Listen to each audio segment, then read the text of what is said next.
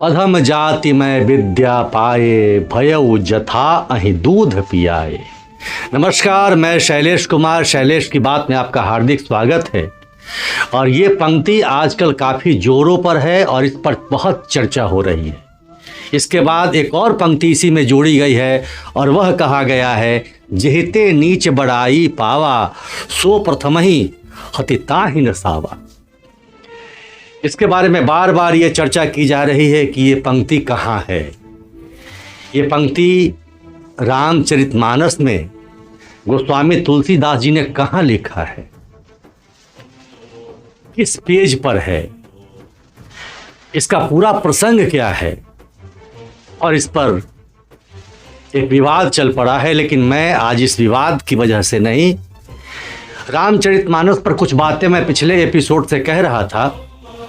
उसमें कई लोगों ने मुझसे पूछा कि ये पंक्ति कहाँ पे है, तो मैंने कहा था कि ये पंक्ति उत्तरकांड में है और अगले एपिसोड में मैं इन बातों को बता दूंगा। तो देखते रहिएगा, मैं बताने जा रहा हूँ कि वो पंक्ति कहाँ पे है, उसका अर्थ रामचरितमानस में क्या लिखा गया है, हम उस अर्थ को किस प्रकार ले सकते हैं। लेकिन यह पूरी जानकारी जानने के लिए आपको इस वीडियो में अंत तक बने रहना पड़ेगा, क्योंकि यह जानना आवश्यक है कि जो बातें कही गई है उसमें सच्चाई कितनी है, किस ढंग से उसे लिया गया है या हमें किस ढंग से उसे लेना चाहिए।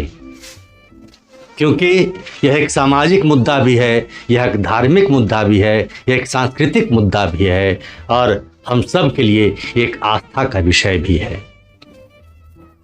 यह विवाद का विषय नहीं है, यह विद्या का विषय है। इसलिए इन पंक्तियों को जानना अति आवश्यक है। एक बार मैं पुनः यह कहते हुए चलूं कि मैं किसी के उत्तर या प्रति उत्तर देने की क्षमता नहीं रखता हूं।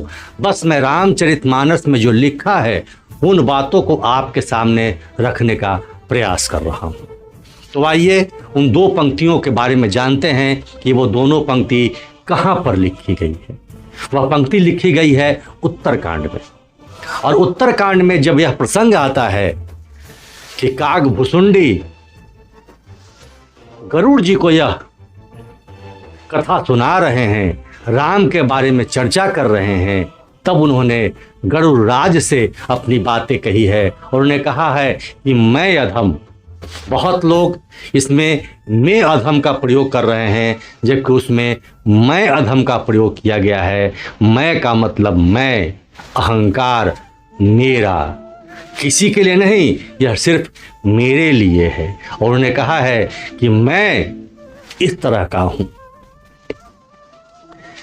दो लाइनें उसमें कही गई है, जैसा कि मैंने कहा कि अधम जाति में विद्या पाए, भयउ जथा अहि दूध पियाए।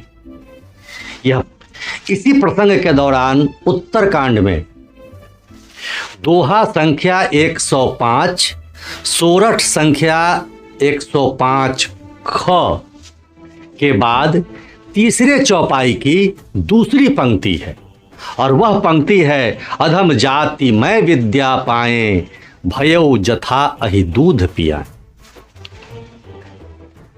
इसके बाद जो दूसरी पंक्ति कही गई है वह कहा गया है, जेहते नीच बड़ाई पावा, सो प्रथम ही हतिता ही नसावा। यह उस चौपाई के बाद एक चौपाई और है और फिर एक चौपाई के बाद जो दूसरी चौपाई शुरू होती है उसके प्रथम पंक्ति को लिया गया है। यानी कि दोनों चौपाइयाँ एक साथ नहीं है। एक चौपाई का दूसरा भाग लिया गया है, फिर एक चौपाई को छोड़ा गया है और फिर उसके बाद की चौपाई में से प्रथम लाइन ली गई है, उसके बाद उसे पेश किया गया है। ठीक है, ये बात तो उत्तरकांड में है, लेकिन इस प्रकार से अवस्थित है। आप भी एक बार रामचरितमानस में इसका अवलोकन कर सकते हैं। मेरी भूमिका सिर्फ इतनी है कि मैं जानकारी दे रहा हूँ उन युवाओं को, उन शख्सियत को, उन लोगों को जो यह पता कर रहे हैं कि कौन सी ये पंक्ति है और कहाँ पे लिखी गई है, जिस पर इतनी बातें, इतनी चर्चा हो रही है। और काग भुसुंडी ने गरुड़ जी को कहा है। इसमें एक बात और ध्यान देने की है, कहने वाले काकभुसुंडी हैं और सुनने वाले गरुड़ राज हैं। एक राजा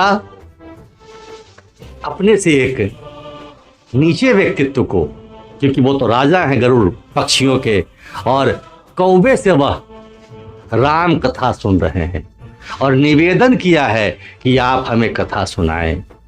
यानी कि जो व्यक्ति गुणी होता है उससे बड़े बड़े लोग उसके सामने नतमस्तक होते हैं, चाहे वह राजा ही क्यों न हो। और उस प्रसंग के आगे भी प्रसंग है, उस प्रसंग में निचोड़ निकल कर यह आता है कि काकभुसुंडी उसमें पुरानी बातों को कह रहे हैं कि मैं भगवान का द्रोही था, मैं भगवान में विश्वास नहीं करता था, मैं अहंकार से फूला रहता था, और जब मुझे गुरु ने यह बात बताई तो मैं उसी तरह से फैल गया जिस प्रकार से दूध पीने से विषधर सांप फैल जाता है। यह मेरा अहंकार था। इसमें वो चर्चा है। उस पूरे घटनाक्रम पे हम नहीं जा रहे हैं, हमें सिर्फ इतना बताना है कि ये पंक्ति कहाँ पे है और क्या लिखा गया है उसके बारे में। तो जैसा कि मैंने कहा, दो पंक्तियां हैं। पहली पंक्ति है, अधम जाति में विद्या पाएं, भयं जथा अहीं दूध पियाएं।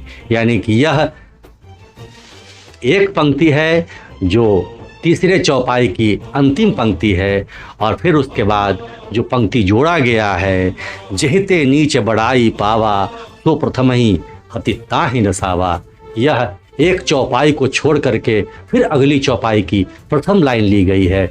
इसका अर्थ वहाँ पर संदर्भ बताया गया है कि अगर कोई व्यक्ति अधर्मी है या कोई व्यक्ति जिसे ज्ञान नहीं है, अगर उसे ज्ञान देने का प्रयास करेंगे तो सर्वप्रथम वह दुर्भाग्यवश आपको ही अहित करने का प्रयास करता है। यह चर्चा इसलिए की गई है कि किसी व्यक्ति को ज्ञान तब दें जब वह व्यक्ति आपकी बातों को समझता हो। इसके आगे और पीछे पूरे सारांश हैं। यह कहानी का, यह रामायण रामचरितमानस के किरदारों के द्वारा रची गई जो बातें हैं उसके दौरान यह चर्चा आती है। अलग से कोई विशेष तौर पर यह निर्देशन या मार्ग निर्देशन के तौर पर नहीं कहा गया है। आप सब गुणीजन हैं, और सच कहें हमने ये बात इसलिए कही है कि रामचरितमानस एक जोड़ने का सेतु है। घर घर में रामायण है, और मैं पुनः कहूँ, यह विवाद का विषय नहीं है, यह विद्या का विषय है। रामचरितमानस ग्रंथ किसी व्यक्ति विशेष का नहीं है, किसी जाति का नहीं है, यह संपूर्णता का प्रभाव लिए हुए। राम मर्यादा पुरुषोत्तम है। बहुत सारी बातें आगे कही जाएगी, लेकिन रामचरितमानस की एक पंक्ति जो बहुत प्रसिद्ध है, यह कहते कहते मैं अपनी वाणी पर विराम लगाऊं, और वह पंक्ति है, जेहि पर जेहि के सत्य सनेहु, तात ही मिलहि न कछु संदेहु। बहुत बहुत धन्यवाद।